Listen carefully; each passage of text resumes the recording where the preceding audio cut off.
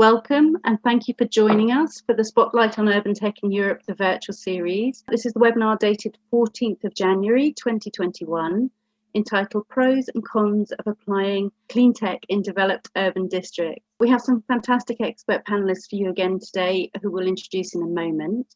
My name is Christina C and my company is C Intelligence.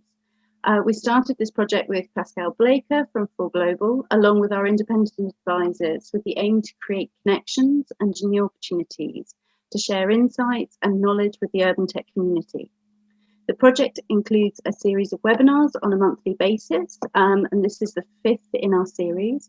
And we have a follow-up expert insights document where you're able to read more from our panelists and other guest interviewees. And any Q&A questions that are asked, please use the chat function to ask any questions. If we don't have time for them, we will answer them in the expert insight document afterwards. We will also have a survey, and later this year, we hope to conclude with a final report and an event to bring everybody together, which will hopefully be in person. Please visit the website urbantech.world to find out more about us and a few options for subscriptions and partnerships and getting involved. Follow us on LinkedIn and Twitter, and please subscribe to the YouTube channel urbantech.world to view the recording after the event, or visit the website and the recording will be there too. So thank you very much. I'll hand over to Pascal now. Yeah, well, thank you, Christina, and welcome everybody on this live webinar of Urban Tech World in Europe. My name is Pascal Blaker. I'm the co-founder of For Global and passionate about technology and cities.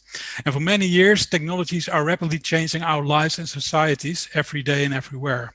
So in this webinar, we have an amazing group of experts from Toulouse and Krakow who share with us their insights to apply clean tech in developed urban districts. COVID-19 is still impacting all of us with lockdowns and other restrictions, which both have negative and positive effects on cities, businesses, and knowledge institutes. And today's webinar will also cover some of the pros and cons of applying clean tech in developed urban districts and the effects of COVID-19 there. We already received a few questions for our panel, but more questions are also welcome. So if you have a question for our panel, please share with me via the chat functionality as we enter at the end of the webinar with a Q&A. Well, the webinar will take in total 45 minutes and will be moderated this time by David Kane. And now, without further ado, let me give the floor to our panelists who will briefly introduce themselves. And I'd like to start with you, Agata. Pascal, thank you very much for having me here. So my name is Agata Prokop. I'm the manager in New Technologies Department in Climate, Energy, Water Management. It's the first municipal entity in Poland established to adopt the city to climate change. The unit coordinates various issues in the city, for example, anti-flood water management, and as well as some investments in new renewable energy resources. My work primarily focuses on projects related to climate analytics, building management systems, and Center for Energy Management. Well, thank you for introducing yourself, Agata. Jakub, can you also introduce yourself? Yes, hello everybody. Thank you for having me. My name is Jakub Bator. I'm from Krakow, from KHK, which is a municipal company. We are operating waste to energy plant, and we are shareholders for other municipal company like municipal public transport, water treatment and heating systems. Thank you, Jakub. Welcome to have you here. Julien, could you also introduce yourself? Hello, Pascal. Thanks a lot for the opportunity to speak here. So I'm Julien Toulouse, and I work as a business development director for the promotion agency of Toulouse. It's an all-in-one integrated promotion agency overseeing leisure tourism, business tourism, and also economic development for the city of Toulouse. And in my department, which is the economic development one, we help foreign companies to set up and develop in Toulouse to do business. And I'm more involved in the mobility and clean tech and green tech projects. Have you here today, Julien? Thanks. Cesar, could you also introduce yourself? Yes, thank you. My name is Cesar Hidalgo. I am the director of the Center for Collective Learning at ANITI, which is a new AI research center that was started here in Toulouse. For about a decade, I was a professor at MIT, so I'm new to Europe. I just moved here, and I've been doing research on many different topics on economic geography, applied to cities, to regions, and to countries, but also on several applications of artificial intelligence to civic participation, to understanding people's perception of the urban environment. And I'm very happy to be here with all of you to talk about cities and about the future. Well, thank you all for introducing yourself. I think we have an impressive setup here from both Krakow as well as Toulouse, different technology expertises. We did prepare some very good questions. So I'd like to hand over it to David, who will guide us through the rest of the event. Go ahead, David. Well, thank you very much, Pascal. Well, let me please just start by saying that it is an absolute honor and a privilege for me to be here today to host this conversation with what is a really fantastic panel of experts.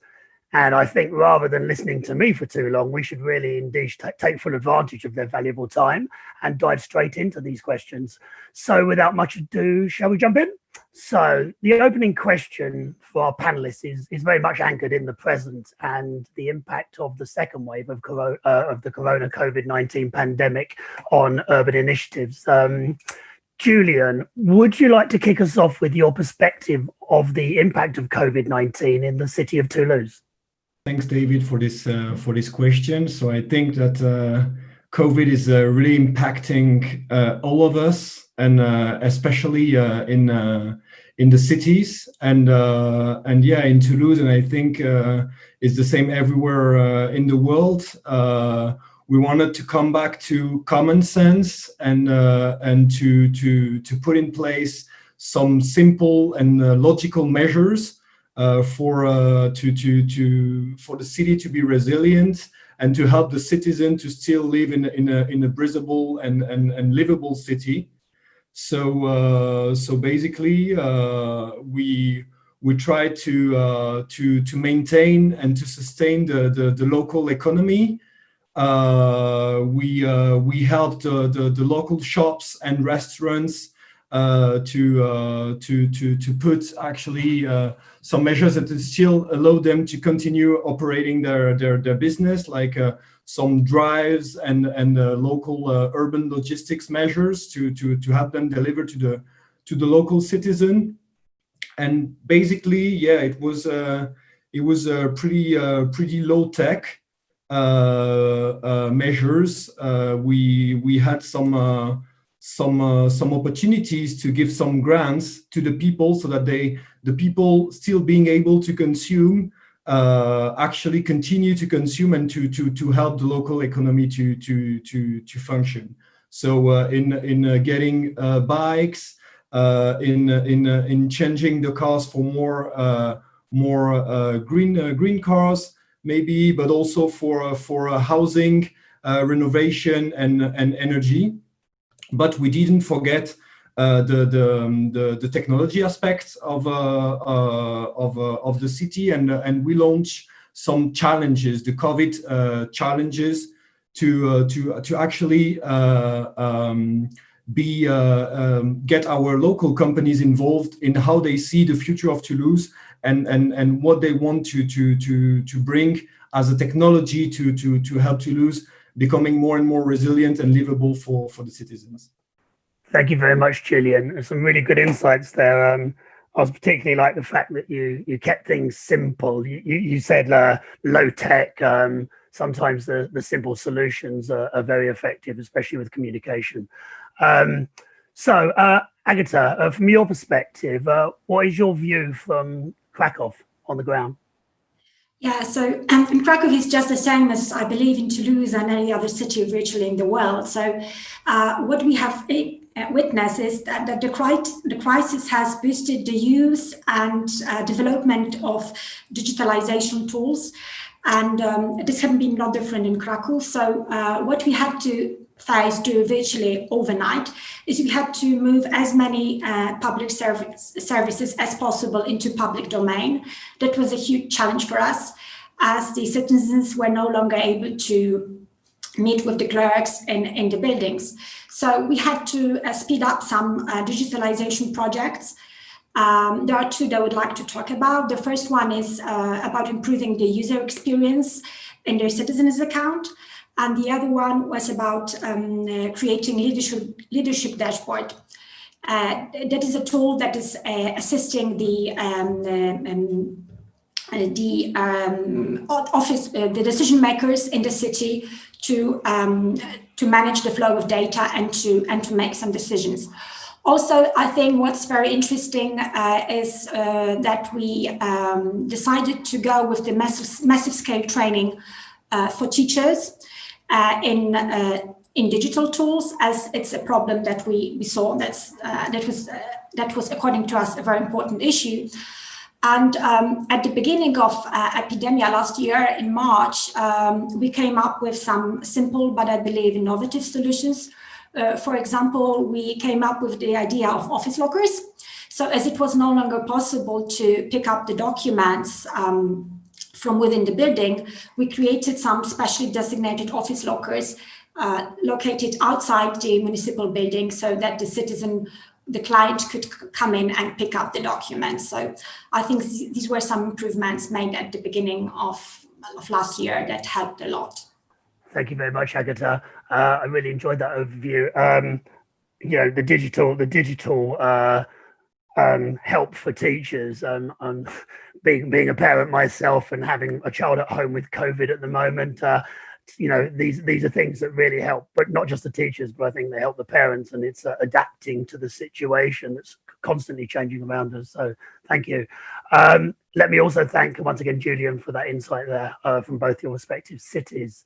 So as we have a lot to cover today and in a relatively short space of time, I'm going to move us swiftly on to the next topic of conversation that we would like to examine in more detail. So responding to the crisis has entailed taking radical policy decisions at an unprecedented speed in order to ensure the safety of populations worldwide. Nevertheless, in Krakow, for many years, the public utilities company collaborating in Krakowski Holding Komunalny have implemented new clean technologies to build a cleaner and better city. Jakub, could you share with us, as an acting board member, what you've learned about implementing clean technologies like local waste to energy production in Krakow? What do you believe can be achieved by using technology, and how has this led you to the work you're doing now? Well, I think that all this COVID crisis show us that the green tech can be very helpful in this situation, and it's providing self-sufficiency to our cities. Because often you can hear that the green technology is not necessarily good for the financial side for companies like ours. So you can more lose than gain when it goes for money. But I think that this crisis show us that we have to look at this more broadly. For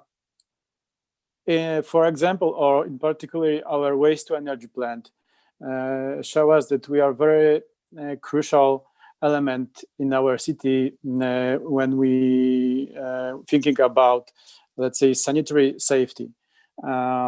Especially during the March on April, when we have very not so much information about what the COVID is. A lot of people was just scared. I think that it was very important that we were able to rely on our own services when it goes to waste management. It is easy to imagine that the crisis could be even worse when the waste management system would be collapsed. So on the other hand, we are providing also the energy, which is the green energy, because it's coming from the the waste we are throwing away anyway. So I think that we have some opportunity in this crisis to show our people, to show our government, our local governments, but all the interesting sides, to show that we should think maybe a little bit beyond the easy calculation, what gives profit or what doesn't. So this is what I learned from this. I also learned that we have to be self-sufficient. I think this is like very common now. It is still important. We have all this internet, the globalization, and so on. But thanks that we are relying mostly on our domestic supply, we were very safe during this time. So altogether, I think it brings us to the idea that the green tech and clean tech local grids, energy from maybe smaller, not necessarily small, but smaller energy plants can play important role. Of course, together with the national level as well. This is obvious, yeah, I think this is something what I hope we will not lose, because now we are each month is better and better. So I think we can easily forget how it was during this crisis. So we are trying to invest now next year and be more focused on from the one hand to expand our business, and for the other hand to invest more in green energy, especially industrial panels and in electrical vehicles. That maybe will be more time to discuss about this. But I think when it goes to COVID and the green tech, I think that we showed that it goes far beyond, let's say, the ecological aspect, or beyond only, let's say, green on fashion, which someone can, accuse us that is not something reasonable to do. Yeah. Thank you, Jakub, for sharing your experiences and insight with us on what you've already learned from having already implemented some of these clean technologies in Krakow. Interesting to me was that you said that it went beyond profit. Yeah, I think in this current situation, that applies to a lot of people and a lot of companies doing all sorts of walks of life. So thank you. So moving location now to France, I'd like to pose the third question of the afternoon to Cesar, chair of the ANITI at the University of Toulouse. The Artificial and Natural Intelligence Toulouse Institute is spearheading research on AI in France. Toulouse wants to become one of the world's leaders in artificial intelligence in research, education, innovation, and economic development. Cesar, can you share with us how AI contributes to clean tech developments? Will these clean tech developments further transform Toulouse, and how can Toulouse be an example for other cities? Yeah. Thank you, David. So I do think that when we think about artificial intelligence, even though there has been a lot of discussion about it over the last few years, we need to think about it in a broader context, and even if you look in the narrow context of information technologies, AI, it's part of a pipeline in which on the one hand you have, data collection platforms or data production platforms, and on the other hand you have the artificial intelligence tools that use that data to produce predictive algorithms. And if you think about it, that larger context, I think that AI is helping or can help in a few ways. First, I do think that beyond having green technologies, we also need to have technologies that help us dematerialize our economy.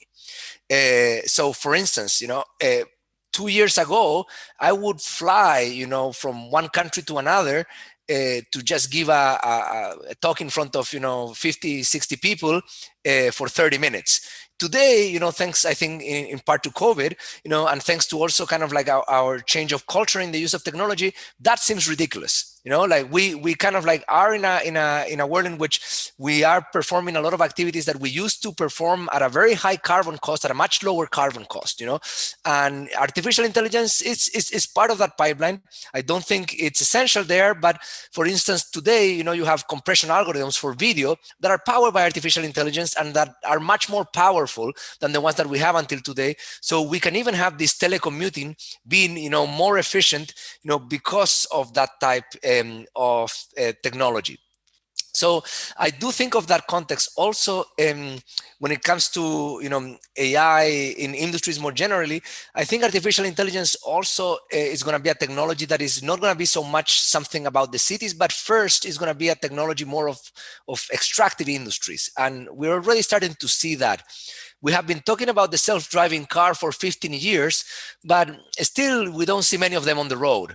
When you look at autonomous hauling vehicles in the mining industry, they have been in operation for 15 years, not on the newspapers for 15 years, but in actual operation, because in those control environments, we're starting to see, the use of AI earlier than in the chaotic environments that cities provide. So we're also going to have like a changes in the, in that natural resource industry. In farming, for instance, we're going to have artificial intelligence technology in the collection of, fruit and vegetables. And I think there are a lot of interesting questions and challenges that come from that possibility, when it comes to labor and displacement, and when it comes to even like the ownership of, resources that are going to be managed in a way that is not capital intensive, but fully automated. So those are some of the thoughts that I could share with you. On the one hand, I do think that the technology can help, in the dematerialization. I do think that that is important. Research tells us that economies that are more complex, tend to have lower per capita emissions, and moving towards, more sophisticated activities helps shift people into activities that, produce less emissions per unit of GDP produced, and that's something that is positive. And I think Toulouse is a place that is trying to push in that direction. It's a city that, despite being, medium size and not, globally well known, it's a city that is very technologically intensive because it has, a big aircraft industry cluster here, and it's also a university town with a lot of ability to produce, like large populations of smart kids that can be absorbed by the local industry and research projects. So I think that's a little bit of where we're going, to an economy that is more sophisticated, more complex, and that it's also more dematerialized in that context because, people are more involved in cultural activities, in knowledge-intense activities that require less energy and produce less emissions per unit of GDP. Thank you, Cesar, for sharing your experience and vision of Toulouse.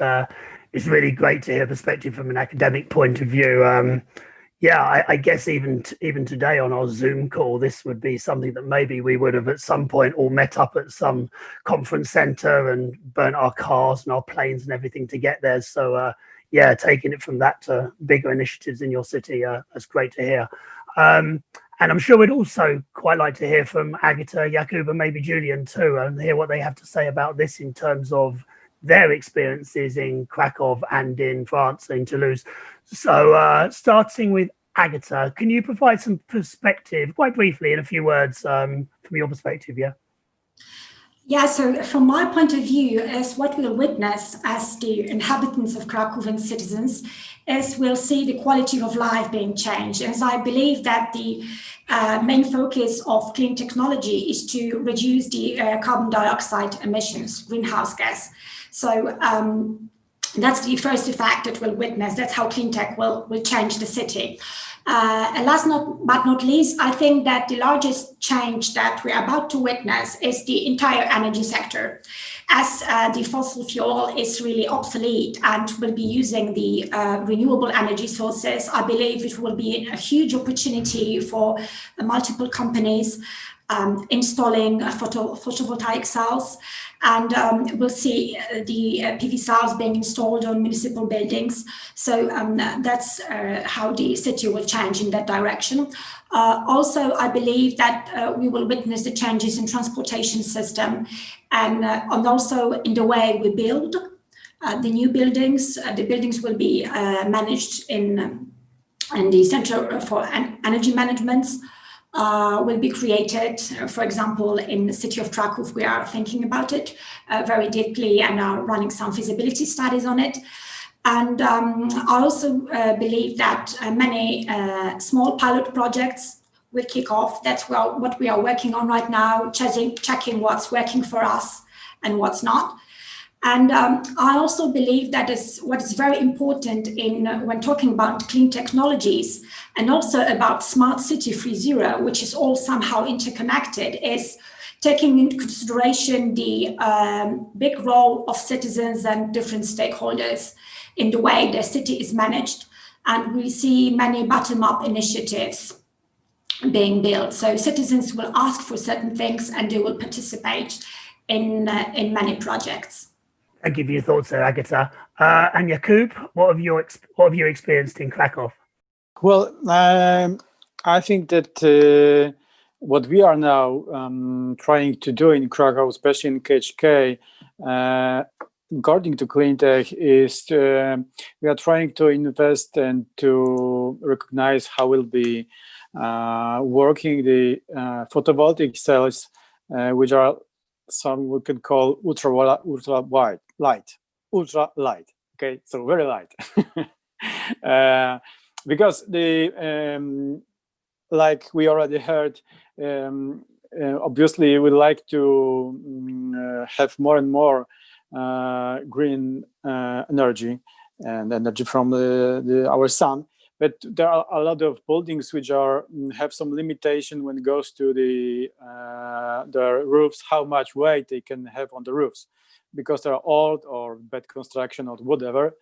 So there is a lot of spaces which it is able to use, but only when there will be very light systems. So we are trying to develop this on our building, the waste to energy plant in Krakow. And we will, if it will be have some good results, because nevertheless, on the end, there have to be some calculation how much it costs and how much it provides. So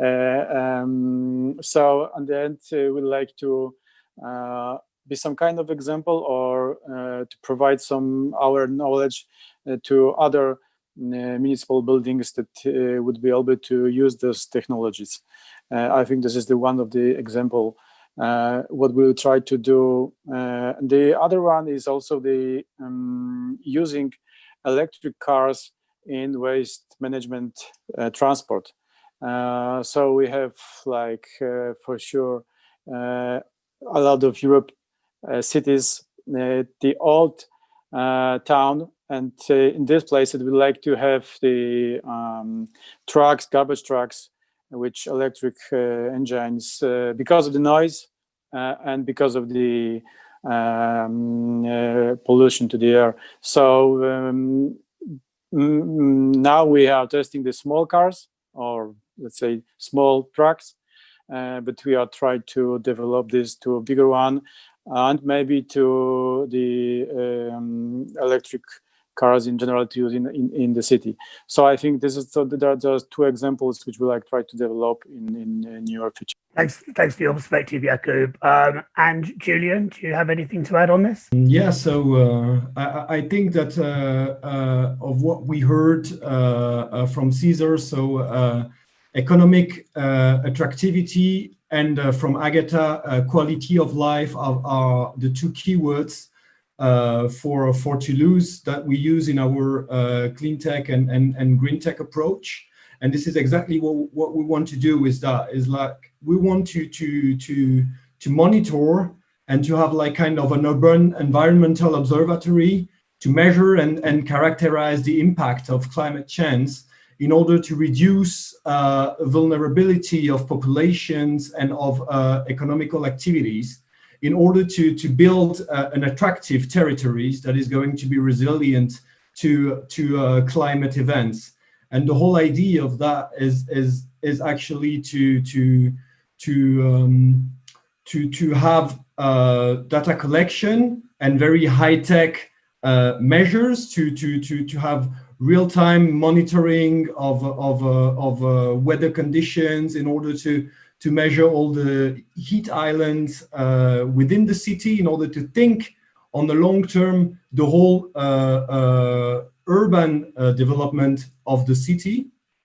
That's one thing, to have an impact on thermal comfort of inhabitants, but also and as Cesar was saying, actually we try also to decarbonize the territory in order to reduce the mobility within the city. So the idea is that people to develop a network of co-working spaces all around the city, so that the people stay closer to their home, consume local, have kind of a local grids, and to foster really the local economy, so that the people can live, work, and consume close to their homes. That's the whole idea of what we try to put in place. So an attractive territory at the service of the citizens, that allows us to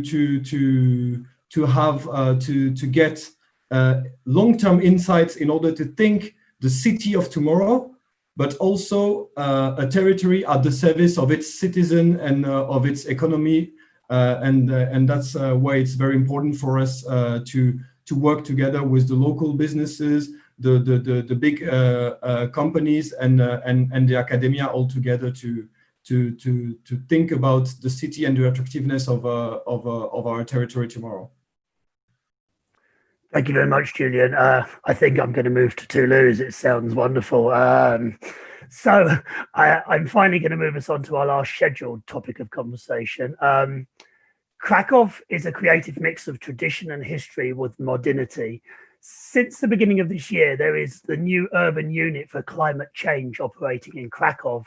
The Climate Energy Water Economy, KEGW, will deal, amongst others, with investments in renewable energy sources. I might start with you, Agata, on this one.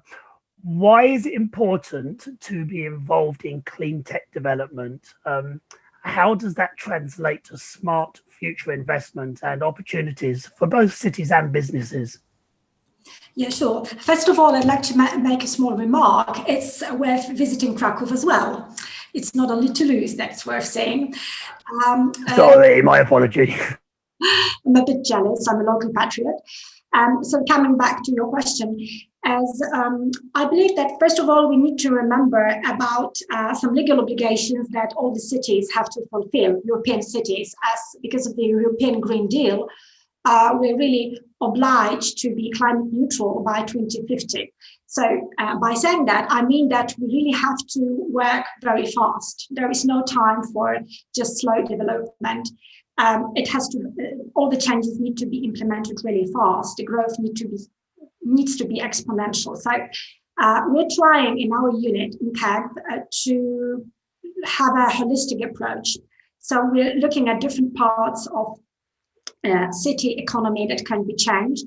I have already mentioned the renovation of the building. It's part of renovation wave that's talked about by EU as well. So we have approximately 650 municipal buildings. Many of them are pretty old. Some of them come back to Middle Ages, even to 14th century. So what we want to do is to renovate the buildings and install as many photovoltaic cells as possible on the buildings. Of course, on some of them it's not possible. It's because of the way of the role they are playing. Also, we have in plans, we're thinking about high power solar farms. Solar farm, one big one of approximately 20 to 30 megawatts. And some other projects like geothermal sources. We are looking into this project, checking the feasibility, study if it's worth investing. All of these investments are really an enormous opportunity for the businesses in Krakow and outside. It's because there is so much work that we need to do and we cannot do it on our own. Yeah. So the business has to do it together with us. And also what I believe is important about Krakow is that it's the large academia center. Prior to COVID-19, there were approximately 200,000 students living in Krakow this way or the other. We have very strong technical universities in here. So there are many joint ventures that can be done in the city, especially bearing in mind that some of our projects are really innovative. So by saying that, I mean that they have not been done before. So they have to be performed in cooperation. We cannot do it on our own as the city. So sometimes we need assistance. Yeah, and I think that the business is more than welcome to join in and help us build the new Krakow. Of course, there are some. I did not mention the work done by the citizens and many local companies that want to join in and take care about the quality of life on their own. Yeah. Thank you very much, Agata. And yeah, talking about the other companies, Jakub, from your perspective, how do you see the roles of the public and private sectors evolving in selecting and implementing urban technologies? Well, obviously, I think there is a place for both of these public and the private sector. I think that the example which we can work together, or even maybe rely more on the private sector, is the car sharing systems. I think that we can now be a witness to have more and more interested these companies to have the car sharing systems with based on the electric cars. I think this is a good example. I think that we can try to find the solution when it goes for the energy management systems. What I mean is that we like to be now more open to local electric grids, and because in our waste to energy plant we are producing the electric energy, obviously, as well as the heat, and I think that we will be able to have some cooperation with these private companies to have the local grid which will be maybe a bit cheaper than the national one, and the first place it will be based on the green energy, so the solar system or our waste energy plant and so on. That will be the second example, I think, of this cooperation, and I think that the still municipal companies will play a big role in this traditional monopoly, you can say, like water treatment and heat systems. Or maybe it's not so obvious, but in Krakow, we still have the heat system owned by the city, which, in my opinion, brings some benefits now, because we are more open to the green technology. Some of the cities in Europe that are in the private market is also good. Sometimes, like Berlin, they was able to sell their heat system to the private companies and buy them back to the public. So I think that tells us something that there are some benefits that in the public sector, although you can hear the media a lot, not so good words about the public companies. So I think there is a place for both of them, and we should try to find this place where is maybe more obvious, or we should prepare some condition, in my opinion, like, for example, the grid, whether it will be heat system grids, which is already done, or the electric grid, which we will try to develop, or the parking places for the electric car, which be also some kind of base for the car sharing companies with electric cars and so on. So I think that we should rely on both these sides. So thank you. Thank you very much, Jakub. So some really good insights there. Julien and Cesar, would you like to briefly take the opportunity to add anything from your perspective? So should we start with Julien? Thanks, David. So I think that it's not public versus private, but in Toulouse we really try to get everyone on board and try to have cross-fertilization among different sectors of the economy, but also a successful and virtuous triple helix system with institution with a vision, companies with great products, and academia with great brains, and that's why Cesar came to Toulouse. But actually, the whole idea is that all of this system is at the service of the citizen. And in Toulouse, we want to offer a fertile ground so that the companies, together with the institution and the academia, can test new product, innovative solutions, sustainable solution.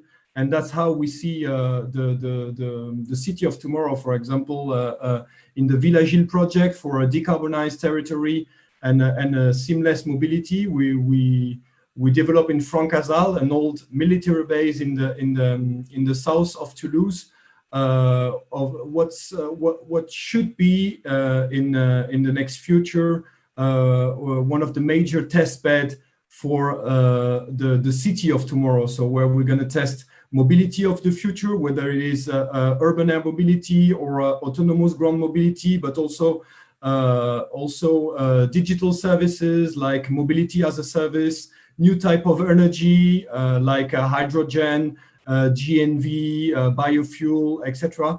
And we think the city as being all-in-one, integrated, and at the service of the citizens. So that's why we like to play with everyone, and we think we need everyone to help us build a resilient and a breathable and a livable city.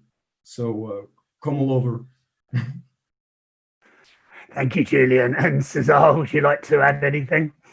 No, just very briefly, like, so of course, when we talk about public and private, one of the things that I have noticed is the difference, here in Europe vis-a-vis, the United States, is that many of the opportunities that open, even though they sometimes, have the good nature of being bottom up in terms of the ideas, they tend to impose often large amounts of organizational constraints requiring, people from like multiple countries, multiple types of organizations, to participate and promote those projects. And truth be told, I've been advised by many colleagues to avoid those projects like the plague because of the coordination costs that they involve, and that in some way they're not included in that way of thinking.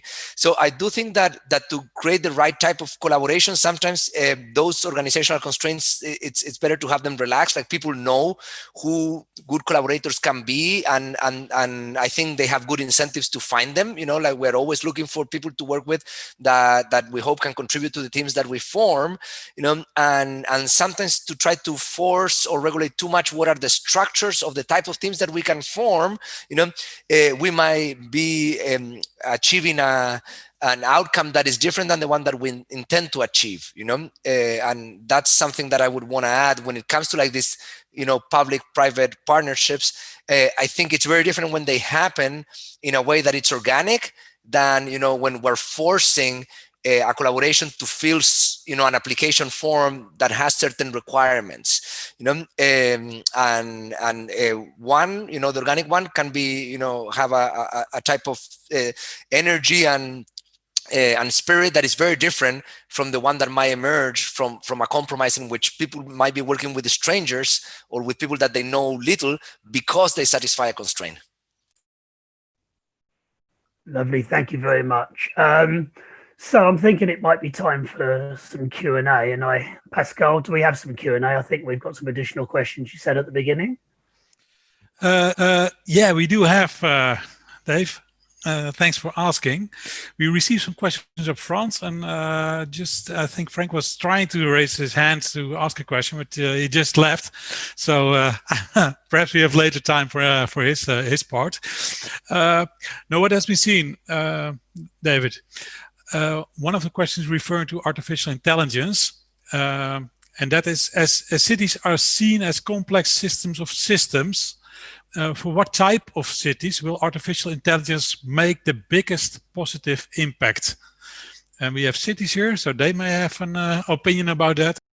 I don't know if there is a type of city where the AI is going to, or if there is a type of city that the AI is going to help more than another. But I think this is how you use it in the interest of the citizen and what type of data you want to collect to try to actually have better services to the citizens that live in your city. So we have an AI data platform. Toulouse was pioneering open data in France, and we had a lot of open data sets. And for now a bit more than a year, we've got a big AI platform that has been internally developed within the municipality to try to get better insights out of this, out of all the data that we have. And now the result is that we can speed up the pace of how we react to some events, thanks to a better data analysis. And the whole idea is how you play and what do you do out of this data. If the data that you collect are going to help you react in order for your citizen to have a better life in your city, then it can help any size of territory, I think. Thanks, Julien. Like my view, it's and I think it's on the trend of what we've seen over the last few years. When these new technologies come along, everybody jumps on them, But the reality is that they, especially when it comes to digital technologies, they're more likely to become a source of spatial inequality than not, So when it comes to AI, I think a lot of places, develop an AI strategy and are trying to get, into the bandwagon, and it makes sense because at the beginning you don't know who the winners are. But as this space move, I don't know if you guys have been following, for instance, what the OpenAI Foundation has been doing, with these models like GPT-3 that are able to create, like language at a very good level. I have access to, a sandbox where I can play with it. It's truly fantastic. And they're doing, models that would be very hard to reproduce even by other large companies, and there would be impossible to reproduce in an academic environment with a team of 5 or 6 grad students. These are like very difficult, large efforts. And what this is telling us is that I think the world of AI is going to be one in which it's going to be similar to the cloud, in which there are some service providers that are going to have important and large, models that other people is going to access, through an API, and you're going to be asking queries to those models and whatnot. So that's something that I think we all need to be aware of, which is that when this type of technologies emerge, even though most places try to enter, at the end there are some winner take all dynamics that increase in returns, in this type of markets, and even companies as big as Google and Amazon, they seem to be losing in some of these AI domains, to places like the OpenAI Foundation of Musk. So that's one thing. The other thing is I think AI as a technology, as I said before, it's more of a technology, at least in changing the way that we make things. That is not so much of the city center. It is for control environments like mining, for control environments like agriculture, transportation, between cities. I think trucking is going to be much more common first, at long distances when it comes to AI than cars in a busy city street, in narrow cities like the ones that we have here in Europe. Also warehousing, which is also an activity that tends to happen in the periphery of cities and whatnot. So I do think that AI is going to be kind of like in these logistic and extractive industry centers, but I don't think it's going to be developed there. Nevertheless, they're going to be big exporters on this technology. Like, people tend to forget that the internet is not it's not a local service. It's a big source of exports. When you use Google, when you use Facebook, that's an export for the United States. When you use Spotify, it's an export too. And when AI is also going to be a very export intensive service, where there are going to be some providers that I think are going to be dominant. And I think you need to have a world in which, people have an ability to understand, to use, where we have a government that is able to also understand and regulate when needed, but also, provide, places for those opportunities to grow in a location when they're open. So I don't see that this is going to be like a big city or a small city story. It's going to be like some cities' stories. In some cases, it could be Austin, Texas, which is not that big, that ends up doing really well, and cities of similar size, might not fare as well. I think that's, to me, like the big story of AI is going to be like a new source of spatial inequality because it's a very export-intensive sector. Thank you, Cesar. Jakub, Agata, would you quickly like to add something? Yes, if I may add just a few words, is that I think that COVID-19 has changed really a lot. It has boosted up the digitalization and I think the need for AI as well. But what we have to remember, particularly in places like Krakow, is that one thing is the technology itself and the other one is the capacity to implement it. So when talking about all those digital changes and projects in the city that we implemented at first, we have to remember that there are many people who are digitally excluded, who do not know how to use technology. So when talking about AI, of course, it's useful as far as data, open data go. And then we have some multiple platforms. And of course, we are introducing as city multiple solutions of this type, particularly in management sector for the local government. But when it comes to ordinary people, to citizens, many of them are not ready for the change yet. So what I think needs to be done is educate the people, not only the young ones, which often do not have enough computers, and we can see it in right now during the pandemic when the schools are closed, but also for elderly people, and we have many of them in Krakow as well. Our seniors are important to us, and we cannot leave them behind and make services that are not useful for them. And Jakub, anything from you? Well, just maybe to not give too much, just that I want to say that we already have AI. I think this is something what we are forgetting. Often we are discussing about this because, of course, this is the question how we will define this. But if we are thinking about a lot of devices which can work for us already, this is we have this. The most maybe easy example is like Google. You can program it to search for you whatever you want to and give result by email, whatever. You can use this as AI. So I think that we can already answer this a little bit for this question whether we are using this today or not. I think that if there will be more sophisticated technology, and if we are not using what we have already, then this is maybe some kind of answer. If you are not using this what we have now, will you be ready for more sophisticated tools? I don't know. So I think it's good to be open for this what we have now and try to use this already. Thank you, Jakub. Certainly some great input from all the panelists today, and certainly some food for thought for me. I think I'm going to hand you back to Christina now to wrap up. Yes, if any final thoughts from any of the panelists just before I wrap up, is there anything anybody would like to say as a final word? Maybe what I can say, I hope that I understand we have some great tool like this one we can meet, but I hope we will be able to meet in Toulouse or some other great places still. So from time to time, maybe we'd like to use plane. I hope I have the chance to visit you in Krakow. And we go together, Cesar. Well, I think that the final thought could be, do not be afraid of the change. Thank you, everybody, for today. So just because we're running short of time now, I just want to say thank you again for joining us for this extremely interesting discussion. Thank you to our panel for their insights. Don't forget to visit our website, follow us on LinkedIn and Twitter, and subscribe to our YouTube channel, urbantech.world. You can view the recordings of all our events on the website. There's also an example of the latest expert insights and indeed all the previous expert insight documents to read free of charge on our website.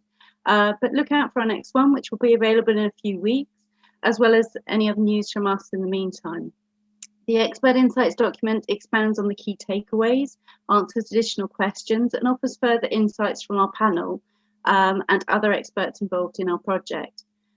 Register for the next webinar, which is the 18th of February at 2 p.m. GMT or 3 p.m. CET. Get in touch and get involved if you want to partner with us, or if you just want to get involved for the networking opportunities. Thank you again to everybody, and take care. Thank you. Bye-bye.